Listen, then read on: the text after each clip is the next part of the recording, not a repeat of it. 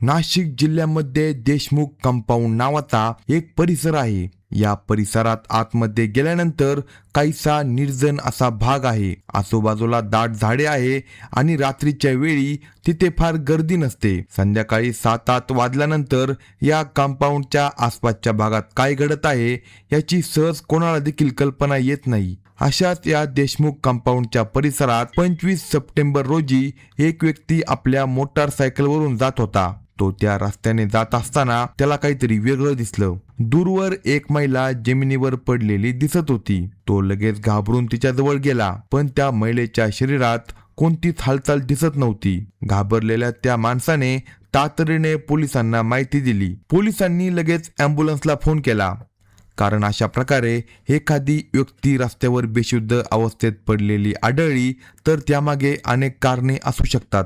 कदाचित त्या व्यक्तीची तब्येत अचानक बिघडली असेल, कदाचित तिला हृदयविकाराचा झटका आला असेल, किंवा काही लोक दारू पिल्यानंतर देखील रस्त्यावर बेशुद्ध अवस्थेत पडलेले आढळू शकतात. कारण काही असो, त्या व्यक्तीचा जीव वाचवण्याचा प्रयत्न करणं हे पोलिसांचं कर्तव्य आहे. म्हणून पोलिसांनी ॲम्ब्युलन्सला बोलावलं. 2-3 पोलीस अधिकारी घटनास्थळी पोहोचले. थोड्याच वेळात ॲम्ब्युलन्स देखील आली. ती महिला बेशुद्ध अवस्थेत होती. तिला ॲम्ब्युलन्समधून नेण्यात आलं. तिच्या शरीरात कोणती देखील हालचाल नव्हती. पोलिसांना एक छोटासा संशय आला. ही महिला जिवंत आहे की मेली आहे हे त्यांना समजत नव्हतं. पोलिसांनी तिच्या मानेकडे पाहिलं असता तिथे एक छोटी जखम असल्याचं त्यांच्या लक्षात आलं. मात्र त्यावेळी पोलिसांनी त्याकडे फार गांभीर्यानं पाहिलं नाही. त्या महिलेला उपचारासाठी सरकारी रुग्णालयात पाठवण्यात आलं. पण सरकारी रुग्णालयात पोहोचल्यानंतर अवघ्या 10 मिनिटांमध्ये डॉक्टरांनी सांगितलं, साहेब, ही महिला तर मृत आहे. तिचा मृत्यू होऊन अनेक तास झाले असावेत, कदाचित 24 तास देखील झाले असतील. तुम्ही तिला खूप उशिरा घेऊन आला आहात. म्हणजे रस्त्यावर एक महिला बेशुद्ध अवस्थेत पडलेली आहे, तिला वाचवण्यासाठी पोलीस गेले होते, पण आता हे प्रकरण एका खुनाच्या प्रकरणामध्ये बदललं होतं. त्या ठिकाणला तातडीने क्राईम सीन म्हणून सुरक्षित करण्यात आलं. आता पोलिसांनी त्या संपूर्ण परिसराची बारकाईने तपासणी सुरू केली. कदाचित एखादा पुरावा सापडेल अशी त्यांना अपेक्षा होती, पण त्या ठिकाणी एक छोटासा पुरावा देखील पोलिसांना सापडला नाही. त्या महिलेचा मृत्यू झाल्याचे डॉक्टरांनी जाहीर केले, तरीही तिच्या शरीरावर कोणतीही महत्त्वाची खून किंवा पुरावा सापडला नव्हता. उदाहरणार्थ, काही महिला गळ्यात एखादी छोटी चेन घालतात. त्या चेनवर त्यांच्या ओळखीशी संबंधित काहीतरी असू शकतं. काही महिला विशिष्ट प्रकारच्या बांगड्या घालतात. काहींच्या हातामध्ये मोबाईल फोन असतो, तर काही महिला नेहमी हँडबॅग बाळगतात. पण या महिलेची ओळख पटवणारी एकही वस्तू तिच्या मृतदेहाजवळ सापडली नव्हती. तिला हॉस्पिटलमध्ये नेल्यानंतर तिच्या संपूर्ण शरीराची तपासणी करण्यात आली. तिथेही तिच्या मालकीची कोणतीही वस्तू सापडली नाही. क्राईम सीनवर देखील कोणता देखील ठोस पुरावा सापडला नव्हता. हे सगळं पाहिल्यानंतर पोलिसांसमोर 2 शक्यता निर्माण झाल्या. पहिली शक्यता अशी होती की हा खून लुटीच्या उद्देशाने करण्यात आला असावा. दुसरी शक्यता अशी होती की या महिलेची ओळख कोणाला समजू नये म्हणून तिची ओळख पटवणाऱ्या सर्व वस्तू तिच्याकडून काढून घेण्यात आल्या असाव्या. तिची हँडबॅग, मोबाईल आणि इतर वस्तू एखाद्या व्यक्तीने चोरू करून नेल्या असाव्या आणि हीच व्यक्ती कदाचित तिची हत्या करणारी व्यक्ती असू शकते. आणखी एक महत्त्वाची गोष्ट पोलिसांच्या लक्षात आली. क्राईम सीनवर कोणताही पुरावा सापडत नव्हता, म्हणून पोलिसांना संशय आला की ज्या ठिकाणी महिलेचा मृतदेह सापडला ते मूळ हत्येचे ठिकाण नसावे. कदाचित तिची हत्या दुसऱ्या ठिकाणी करण्यात आली असावी आणि त्यानंतर तिचा मृतदेह या निर्जन भागात आणून टाकण्यात आला असावा. हा परिसर रात्रीच्या वेळी जवळजवळ निर्जन असतो, त्यामुळे येथे मृतदेह आणून टाकला तर कोणाच्या देखील लक्षात येणार नाही असा विचार मारेकऱ्याने केला असावा. पोलिसांचा हा संशय आणखी मजबूत करणारा एक पुरावा त्यांना मिळाला. ज्यातील निर्जन भागात मृतदेह सापडला होता तिथून मुख्य रस्त्याच्या दिशेने ओढत नेल्यासारखी एक खूण दिसत होती. म्हणजे त्या महिलेचा मृतदेह जमिनीवर ओढत आणण्यात आला असावा. हे सर्व पुरावे पाहिल्यानंतर पोलिसांना जवळजवळ खात्री झाली, हे ठिकाण हत्या करण्याचे ठिकाण नसून मृतदेह टाकण्याचे ठिकाण आहे.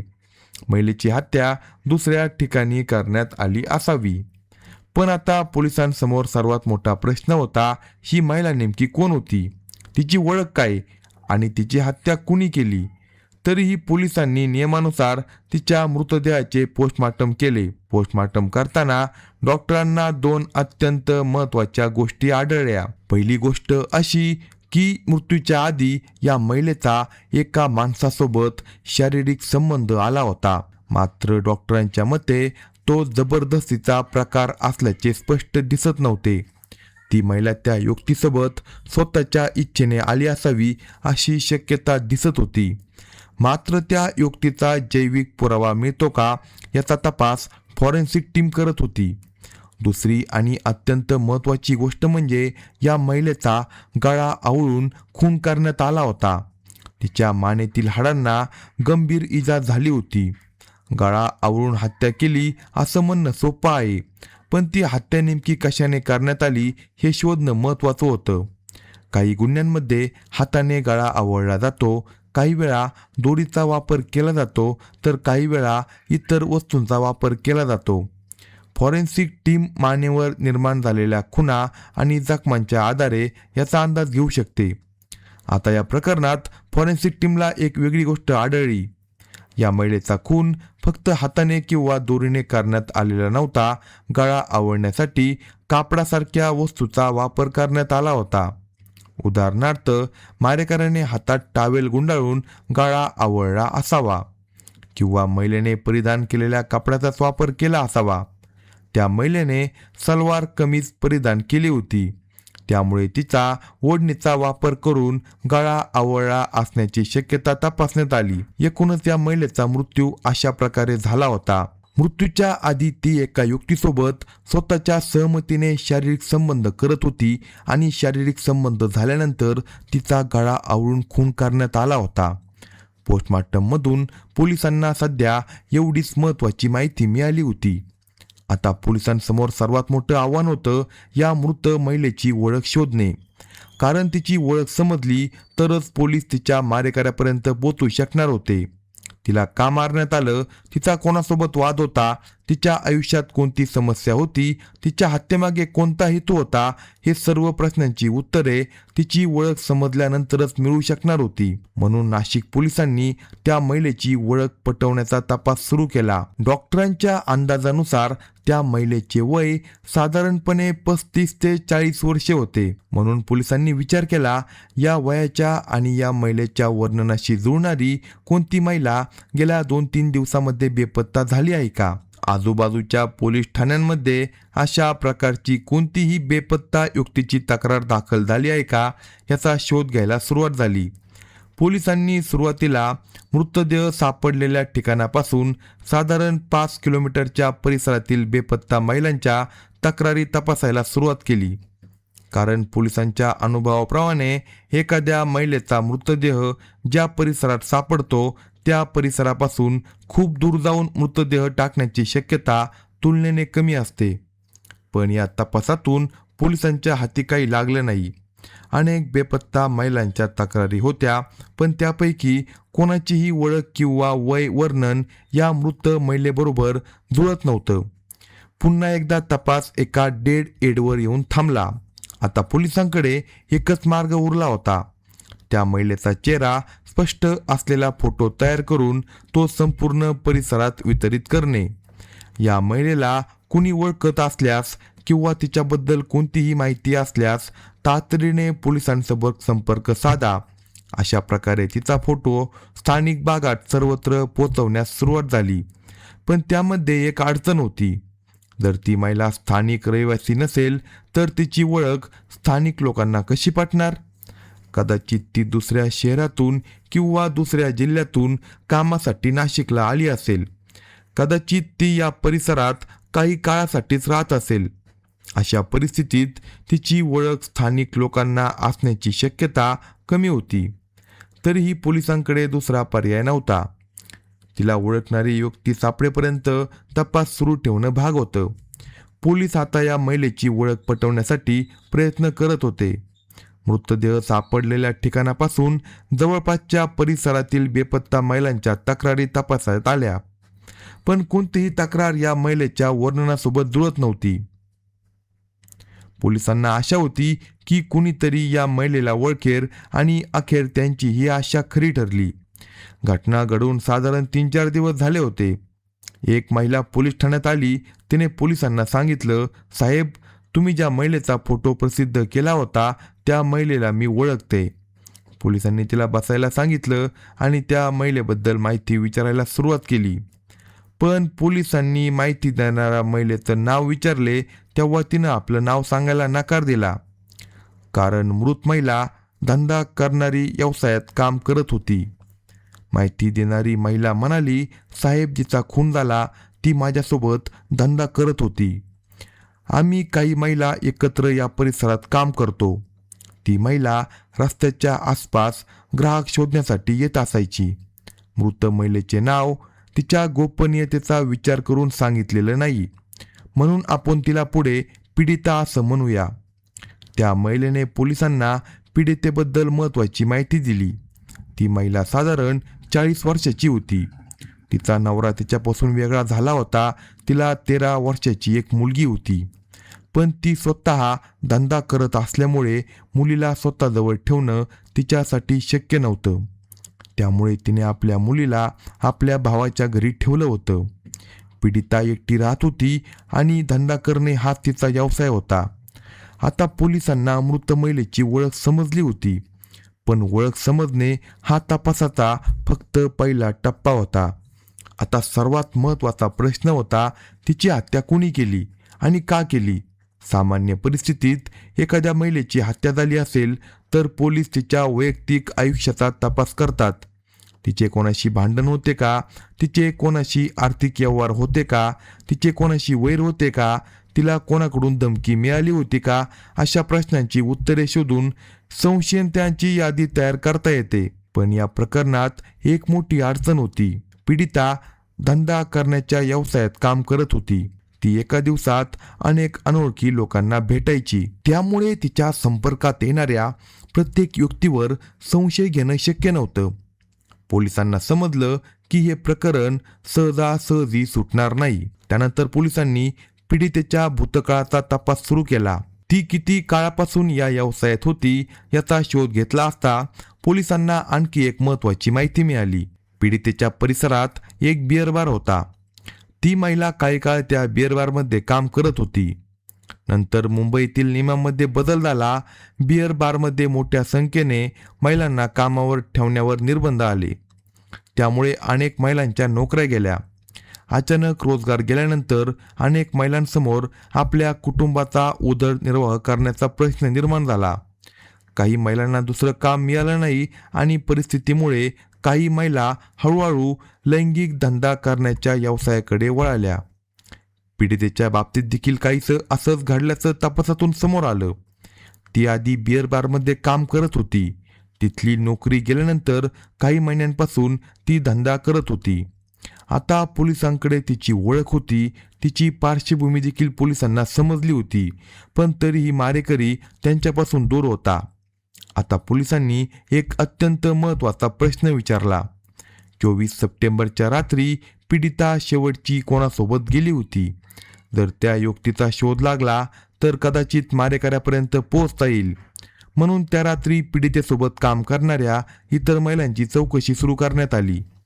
पोलिसांनी त्या परिसरात काम करणाऱ्या 4-5 महिलांना चौकशीसाठी बोलावलं.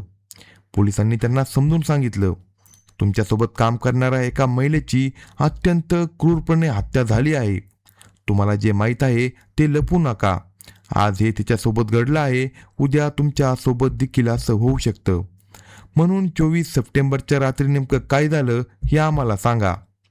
सुरुवातीला काही महिला आपापसामध्ये बोलू लागल्या, पण पोलिसांनी त्यांना सांगितलं, तुम्ही आपल्यामध्ये बोलून काही उपयोग नाही. तुम्हाला जे काही माहीत आहे ते थेट आम्हाला सांगा. तुमच्या लक्षात आलेली अगदी छोटी गोष्टसुद्धा आमच्यासाठी अगदी महत्त्वाची असू शकते. काही वेळाने एका महिलेने सांगितलं, ठीक आहे साहेब, मी सांगते. त्या रात्री मी आणि ती महिला जवळच उभ्या होतो. साधारण रात्री 8 वाजण्याच्या सुमारास एक ऑटो तिथे येऊन थांबली. ती महिला त्या रिक्षामध्ये बसून निघून गेली. रिक्षामध्ये बसण्यापूर्वी त्या महिला आणि त्या ऑटो चालकामध्ये पैशांबद्दल बोलणं झालं होतं. पीडितेने एका तासासाठी 150 रुपये मागितले होते, पण ऑटो चालकाने सांगितलं, मी 2 तासाचे 200 रुपये देईल. पीडितेने विचार केला, ग्राहक मिळाला आहे, मग त्याला नकार का द्यायचा. तिने होकार दिला आणि ती त्या रिक्षामध्ये बसून निघून गेली. पण त्यानंतर ती महिला पुन्हा कधी दिसली नाही. ही माहिती पोलिसांसाठी या प्रकरणातील पहिली मोठी माहिती होती. आता त्यांना समजलं की पीडिता शेवटची एका ऑटोमध्ये बसून गेली होती. म्हणून पोलिसांनी पुन्हा CCTV फुटेज तपासायला सुरुवात केली. 24 सप्टेंबरच्या रात्री पीडिता ज्या दिशेने गेली होती त्या भागातील मुख्य रस्त्यांवरील CCTV कॅमेरे तपासण्यात आले. आजूबाजूच्या दुकानांचे, घराचे आणि कार्यालयांचे कॅमेरे देखील तपासण्यात आले. पण इथे एक मोठी अडचण होती. अनेक CCTV कॅमेऱ्यांमध्ये जुने फुटेज आपोआपच डिलीट होऊन त्यावर नवीन फुटेज रेकॉर्ड होते. काही ठिकाणी फक्त 1 महिन्याचा डेटा साठवला जात होता, तर काही ठिकाणी स्टोरेज कमी असल्यामुळे आठवड्याभरातच जुने फुटेज ओव्हरराईट होत होते. आता पोलिसांना या महिलेची ओळख आणि तिचा शेवटचा प्रवास समजला होता. पण तपासाला 4-5 दिवस उलटले होते, म्हणून वेळ वाया घालवणं धोकादायक होतं. पोलिसांनी प्रत्येक दुकान, घर आणि कार्यालयातील CCTV फुटेज तपासायला सुरुवात केली. रात्री 8 वाजल्यानंतर त्या भागातून गेलेल्या ऑटोची छाननी करण्यात आली. पण समस्या अशी होती की तो परिसर अत्यंत गजबजलेला होता. रस्त्यावर हजारो वाहनं जात होती, त्यामध्ये असंख्य रिक्षा होत्या. याशिवाय काही भागात पुरेसा प्रकाश नव्हता, त्यामुळे रिक्षाचा नंबर स्पष्टपणे दिसत नव्हता. पोलिसांसमोर पुन्हा एक मोठे आव्हान उभे राहिले. हजारो ऑटोमध्ये नेमका तोच रिक्षा कसा समजायचा. पोलिसांनी अनेक तासांचे फुटेज तपासले. रिक्षा एक एक करून फिल्टर केले जात होते आणि अचानक एका पोलीस अधिकाऱ्याची नजर एका विशिष्ट रिक्षावर थांबली. तो म्हणाला, साहेब, ही रिक्षा बघा. दुसऱ्या अधिकाऱ्यानं विचारलं, काय दिसतंय तुला. सुरुवातीला काही देखील स्पष्ट दिसत नव्हतं. रात्र होती, रिक्षाचा नंबर देखील स्पष्ट नव्हता. पण अधिकाऱ्याने पुन्हा स्क्रीनकडे पाहिलं. तो म्हणाला, रिक्षाच्या चाकाजवळ काहीतरी कापड उडताना दिसत आहे. फुटेज खूप अंधारातलं होतं, पण त्या कापडाचा रंग स्पष्ट दिसत होता. तो गुलाबी रंगाची ओढणी होती. पोलिसांनी फुटेज झूम करून पाहिलं. ऑटोमध्ये एक महिला बसलेली दिसत होती. तिने गुलाबी रंगाचा ड्रेस घातला होता आणि तिची ओढणी रिक्षाच्या बाहेर वाऱ्यामुळे उडत होती. आता पोलिसांनी या ओढणीकडे बारकाईने पाहिलं. त्या दुपट्ट्यावर पांढऱ्या रंगाची नक्षी होती आणि इथेच या तपासाला एक महत्त्वाचा धागा मिळाला. कारण मृतदेह सापडला तेव्हा त्या महिलेच्या अंगात देखील गुलाबी रंगाचा ड्रेस होता आणि तिच्या ओढणीवर पांढऱ्या रंगाची नक्षी होती. दोन्ही दुपट्ट्यावरील नक्षी जुळत असल्याचे पोलिसांच्या लक्षात आले. आता पोलिसांसमोर एक मजबूत निष्कर्ष तयार झाला. आपली पीडिता याच रिक्षामध्ये बसून गेली असण्याची शक्यता आहे. आता इतर सर्व रिक्षा बाजूला ठेवण्यात आले. पोलिसांनी फक्त या एका ऑटोचा माग काढायला सुरुवात केली. आता या रिक्षाला शोधणं हे त्यांच्या तपासाचे पुढचे लक्ष्य होते. आता या प्रकरणात पोलिसांना एक महत्त्वाचा ब्रेक थ्रू मिळाला होता. त्यांनी त्या रिक्षाचा नंबर शोधून काढला आणि त्याचा माग काढायला सुरुवात केली. पोलीस त्या रिक्षा चालकाच्या घरी पोहोचले. रात्रीचे जवळपास 2 वाजले होते. पोलिसांनी घराचा दरवाजा ठोठावला. झोपेत असलेल्या त्या युवतीने दरवाजा उघडला. त्याची बायको घाबरून बाहेर आली. घरात 2 लहान मुली होत्या. त्या विचारू लागल्या, साहेब, काय झालं. एवढ्या रात्री पोलीस आमच्या घरी का आले. पोलिसांनी रिक्षाचा नंबर दाखवून विचारलं, ही रिक्षा तुमची आहे का. ऑटो मालकाने उत्तर दिलं, हो साहेब, ही माझीच रिक्षा आहे. मग पोलिसांनी विचारलं, 24 सप्टेंबर 2025च्या रात्री तू रिक्षा घेऊन कुठे गेला होता. तो म्हणाला, साहेब, मी कुठे देखील गेलो नव्हतो. पोलिसांनी विचारलं, तुम्ही कुठे गेला नसाल, पण तुमचा रिक्षा कुठे होता. आम्हाला खरी माहिती सांग. त्यानंतर पोलिसांनी त्याला आत बसून शांतपणे माहिती विचारली. ऑटोचा मालक म्हणाला, साहेब, तुम्ही नेमक्या कोणत्या कारणासाठी माझ्याकडे चौकशी करत आहात हे मला माहीत नाही, पण तुम्ही जो ऑटो नंबर सांगत आहात तो माझाच आहे. मी हे नाकारत नाही, पण ती रिक्षा मी चालवत नव्हतो. पोलिसांनी विचारलं, मग स्पष्टपणे सांग, रिक्षा कोण चालवत होतं? तेव्हा त्याने सांगितलं, साहेब, मला स्वतःला रिक्षा चालवण्यासाठी वेळच मिळत नाही. मी रिक्षाचा व्यवसाय करतो. माझ्याकडे 4-5 रिक्षा आहे आणि मी त्या वेगवेगळ्या ड्रायव्हरला भाड्याने देतो. साधारण 3 आठवड्यांपूर्वी एक व्यक्ती माझ्याकडे आला होता. तो बाहेरगावावरून आला होता आणि रिक्षा चालवण्याचे काम शोधत होता. मी माझा रिक्षा त्याला भाड्याने दिली होती. गेल्या 3 आठवड्यांपासून तोच माझी रिक्षा चालवत होता. तो आठवड्यातून एकदा येऊन भाडे देत असायचा. पोलिसांनी विचारलं, 24 सप्टेंबरच्या रात्री देखील तोच ड्रायव्हर रिक्षा चालवत होता का? ऑटोचा मालक म्हणाला, हो साहेब, बहुधा तोच असावा. कदाचित तो एखाद्या प्रवाशाला घेऊन गेला असेल. मग पोलिसांनी विचारलं, आता तो ड्रायव्हर कुठं आहे? आम्हाला त्याला लगेच भेटायचंय. ऑटो मालकाने सांगितलं, तो साधारण 4-5 दिवसांपूर्वी माझ्याकडे आला होता. त्याने अचानक ऑटो माझ्याकडे परत केली. तो म्हणाला, त्याला आपल्या वैयक्तिक आपत्कालीन काम आले आहे आणि त्यासाठी त्याला आपल्या गावाला जायचं आहे, असं सांगून तो निघून गेला. ही माहिती ऐकल्यानंतर पोलिसांचा संशय आणखी मजबूत झाला. आता त्यांना समजलं होतं की हा रिक्षा एका बाहेरगावच्या ड्रायव्हरकडे होता आणि खून झाल्यानंतर लगेच त्या ड्रायव्हरने रिक्षा मालकाला परत केली आणि तिथून तो गायब झाला. पोलिसांना वाटलं, आपण शोधत असलेला मारेकरी कदाचित हाच व्यक्ती असू शकतो. आता प्रश्न होता, तो नेमका कुठे गेला? पोलिसांनी अंदाज केला की तो आपला मूळ गावी परत गेला असण्याची शक्यता आहे. म्हणून पोलिसांनी त्याच्या मूळ गावाचा शोध घेतला. या ड्रायव्हरचे नाव संदीप गिलाड असल्याचं समोर आलं. तो उत्तर प्रदेश राज्यातील आग्रा जिल्ह्यामधील कैरोल नावाच्या गावचा रहिवासी असल्याची माहिती पोलिसांना मिळाली. तो खून होण्याच्या साधारण 3 आठवडे आधीच नाशिकमध्ये आला होता. कामाच्या शोधात नाशिकमध्ये आल्यानंतर त्याने ऑटो भाड्याने घेऊन चालवायला सुरुवात केली होती. पोलिसांनी त्याच्या गावात जाऊन तपास केला, पण तो तिथे देखील नव्हता. पोलिसांनी त्याची पार्श्वभूमी तपासली. त्याचे वडील काही काळापूर्वी मरण पावले होते. त्याच्या घरी त्याची आई राहत होती. पोलीस त्याच्या आईकडे गेले. त्याच्या आईला विचारण्यात आलं, तुमचा मुलगा कुठं आहे? ती म्हणाली, साहेब, काय झालं? माझ्या मुलाने काही चुकीचे काम केलं आहे का? पोलिसांनी तिला खरी माहिती त्या क्षणी सांगितली नाही. त्यांनी सांगितलं, तो रिक्षा चालवतो ना? रिक्षा मालकाने काही तपासणीसाठी आम्हाला पाठवलं आहे. अशा प्रकारे पोलिसांनी तिला समजावून सांगितलं. मग त्यांनी विचारलं, तो इथे आला होता का? त्याची आई म्हणाली, नाही, तो अजून नाशिकमध्ये रिक्षा चालवत आहे. पोलिसांना आता समजलं की तो आपल्या गावामध्ये आलाच नाही. पोलिसांसाठी ही गोष्ट काहीशी अपेक्षितच होती, कारण एखाद्या व्यक्तीने गंभीर गुन्हा करून पळ काढला असेल तर तो सुरुवातीला आपल्या गावात परतण्याची शक्यता कमी असते. त्याला माहीत असतं की पोलीस सर्वप्रथम त्याला आपल्या मूळ गावातच त्याचा शोध घेतील. पण अशा व्यक्तीला कोणाशी तरी संपर्क साधावा लागतो. तो आपल्या आईसोबत बोलू शकतो, नातेवाईकांसोबत बोलू शकतो, मित्रासोबत बोलू शकतो. आणि इथेच पोलिसांनी एक महत्त्वाची रणनीती वापरली. त्यांनी त्याच्या आईच्या आणि जवळच्या नातेवाईकांच्या फोन कॉलवर लक्ष ठेवायला सुरुवात केली, कारण तो कुठूनही फोन केला तरी त्या कॉलचा माग काढून त्याचे ठिकाण शोधण्याची शक्यता होती. पोलिसांना माहीत होतं तो आपल्या गावात परत येणार नाही, पण तो कुठेतरी लपून राहिला असेल आणि त्याच्याकडचे पैसे संपले तर तो नक्कीच कोणाकडे तरी पैशांची मागणी करेल. तो मुंबईतील अनोळखी व्यक्तींकडे पैसे मागण्याऐवजी आपल्या गावातील किंवा ओळखीच्या व्यक्तीकडे संपर्क करण्याची शक्यता जास्त होती.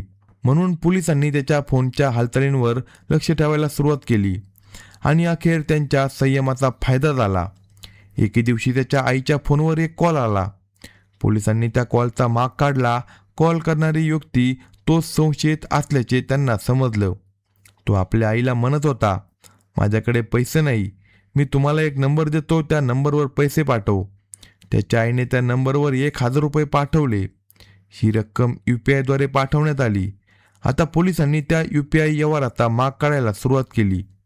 ज्या नंबरवर पैसे पाठवले गेले होते त्यावर संपर्क करण्याचा प्रयत्न करण्यात आला, पण तो नंबर आता बंद होता. त्यानंतर पोलिसांनी त्याच्या आईशी पुन्हा संपर्क साधला. तिच्याकडून त्या UPI व्यवहाराची माहिती घेतली. पैसे नेमके कोणत्या खात्यात गेले, तो नंबर कोणत्या बँक खात्यासोबत जोडलेला आहे याचा तपास सुरू झाला. आणि इथे पोलिसांना आणखी एक महत्त्वाचा धागा मिळाला.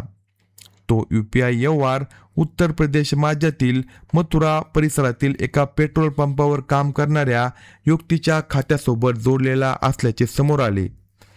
पोलिसांनी त्या व्यक्तीबद्दल माहिती मिळवली. तोही मूळचा त्याच परिसरातील होता आणि कामासाठी मथुरेला गेला होता. आता पोलिसांना समजलं संदीप तिथे पोहोचला आहे. तो आपल्या जुन्या मित्राकडे राहत आहे. त्याने आपल्या आईशी संपर्क साधून त्या मित्राच्या माध्यमातून 1,000 रुपये मागवले होते. पोलिसांनी तातडीने त्या पेट्रोल पंपावर काम करणाऱ्या व्यक्तीचा शोध घेतला. आता त्यांना विश्वास होता की त्याच्या मदतीने संशयितापर्यंत पोहोचता येईल.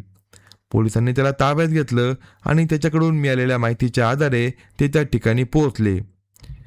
शेवटी संशयित संदीप आपल्या जुन्या मित्रांच्या मथुरेतील खोलीत राहत असल्याचे पोलिसांना आढळलं. पोलिसांनी त्याला तिथून अटक केलं आणि चौकशीसाठी नाशिकला आणलं. आता या प्रकरणात पोलिसांकडे पुराव्यांची एक मजबूत साखळी तयार झाली होती. महिलेचा गुलाबी दुपट्टा, तो दुपट्टा दिसलेला रिक्षा, त्या रिक्षाचा नंबर, ऑटो मालकाची माहिती, रिक्षा चालवणारा संशयित, खून झाल्यानंतर त्याचे अचानक गायब होणं आणि त्यानंतर त्याचा फोन व UPI व्यवहार, हे सर्व पुरावे एकमेकांसोबत जोडले जात होते. आता पोलिसांनी संदीपची कसून चौकशी सुरू केली. सुरुवातीला त्याने नेहमीप्रमाणे सांगितलं, साहेब मी काही देखील केलं नाही, माझा या प्रकरणासोबत काही देखील संबंध नाही, मला त्या महिलेबद्दल काही देखील माहीत नाही. पण पोलिसांकडे त्याच्या विरोधात अनेक पुरावे होते. पोलिसांनी त्याला स्पष्टपणे सांगितलं, तुझ्या विरोधात पुराव्यांची साखळी तयार झाली आहे. तू ज्या रिक्षामध्ये त्या महिलेला घेऊन गेला होता त्या रिक्षाची माहिती आमच्याकडे आहे. ऑटो मालकाने देखील तो रिक्षा तू चालवत असल्याचं सांगितलं आहे. आणि गुन्ह्यानंतर तू लगेच गायब झाला. सर्वात महत्त्वाचे म्हणजे त्या महिलेचा गुलाबी दुपट्टा आणि CCTV मध्ये दिसणारा दुपट्टा एकमेकांसोबत जुळत आहे. हे ऐकल्यानंतर संदीपला समजलं की आता त्याच्याकडे लपवण्यासाठी काही देखील उरलं नाही. अखेर त्याने गुन्ह्याची कबुली दिली. तो म्हणाला, हो साहेब, माझ्याकडूनच त्या महिलेचा खून झाला. पोलिसांनी संदीपला ताब्यात घेतल्यानंतर त्याच्या विरोधातील पुराव्यांची साखळी खूप मजबूत होती. त्या महिलेचा गुलाबी दुपट्टा हा या संपूर्ण तपासातील एक महत्त्वाचा पुरावा ठरला. क्राईम सीनवरून मिळालेला प्रत्येक पुरावा दुसऱ्या पुराव्याकडे घेऊन गेला. एक पुरावा दुसऱ्या पुराव्यासोबत जोडला गेला आणि शेवटी या पुराव्यांच्या साखळीने पोलिसांना मारेकऱ्यापर्यंत पोहोचवलं. गुन्हेगारी तपासात हे सर्वात महत्त्वाचं असतं. क्राईम सीनवर एखादा छोटासा पुरावाही मिळाला तरी तो दुर्लक्ष करण्यासारखा नसतो, कारण तोच पुरावा पुढे दुसऱ्या पुराव्याचा मार्ग दाखवू शकतो. दुसरा पुरावा तिसऱ्या पुराव्यापर्यंत घेऊन जाऊ शकतो आणि अशा प्रकारे पुराव्यांची संपूर्ण साखळी तयार होते. पण या साखळीतील एखादा दुवा तुटला तर संपूर्ण तपासाची दिशा बदलू शकते.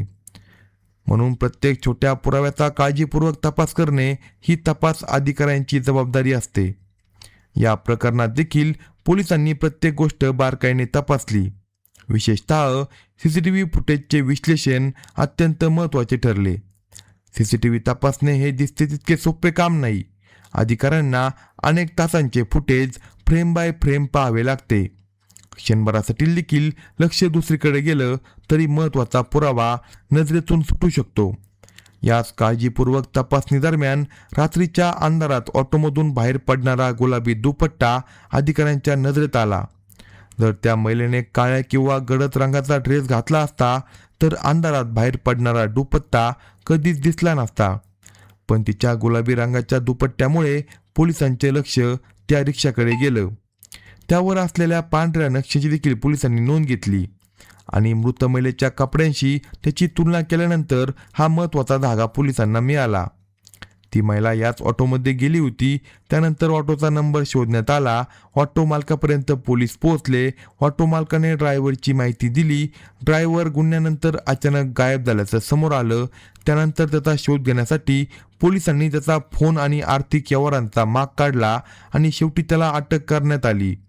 म्हणूनच या प्रकरणात गुलाबी दुपट्टा हा एक मोठा टर्निंग पॉइंट ठरला. या प्रकरणात पोलिसांचे कौतुक करण्यासारखी आणखी एक गोष्ट आहे. मृत महिला धंदा करण्याचे काम करत होती, पण पोलिसांनी तिच्या हत्येला कमी महत्त्व दिलं नाही. तिच्या जीवाची देखील तितकीच किंमत आहे जितकी इतर कोणत्या व्यक्तीच्या जीवाची आहे. पोलिसांनी या प्रकरणाचा गांभीर्याने तपास केला आणि घटनेनंतर साधारण 10 दिवसाच्या आत आरोपीपर्यंत पोहोचले. ही नक्कीच कौतुकाची बाब आहे. आता प्रश्न असा होता, त्या महिलेची हत्या फक्त ती धंदा करत होती त्यामुळे झाली? त्या व्यक्तीने त्या महिलेसोबत 2 तास शरीर संबंध केले, पण पैसे देताना त्यांच्यामध्ये वाद झाला. त्या दोघांनी देखील दारू पिली होती. वाद वाढत गेला आणि आरोपीचा स्वभाव आधीपासूनच चटकन रागावणारा असल्याने त्यामुळे हा वाद हत्येपर्यंत पोहोचला. म्हणजे या प्रकरणातील महत्त्वाचा ट्रिगर पॉइंट पैशावरून झालेला वाद आणि आरोपीचा अनियंत्रित राग होता, असे या घटनेमध्ये विश्लेषित केले आहे. अशाच नवनवीन स्टोरी ऐकण्यासाठी कलम 302 या मराठी चॅनेलला लगेच सबस्क्राईब करा आणि आपल्या प्रतिक्रिया कमेंट बॉक्समध्ये कळवा.